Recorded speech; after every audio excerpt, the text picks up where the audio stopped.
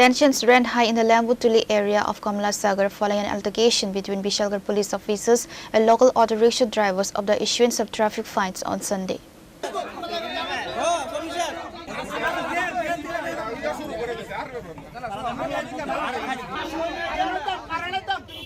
According to sources, the conflict erupted during a routine traffic enforcement drive when police officers began penalizing several drivers for alleged traffic violations. The standoff led to a temporary disruption of local traffic before police officials stepped in to defuse the situation and restore order.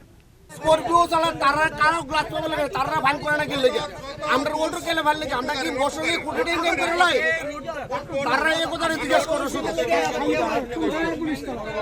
কোন থানা বিশালগড় থানা এখন তোমরা দাবি কি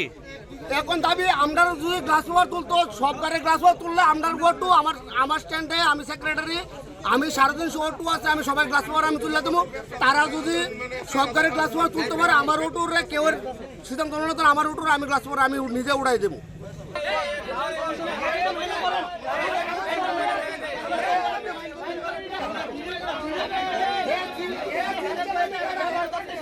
Pure Report, Chini Khora.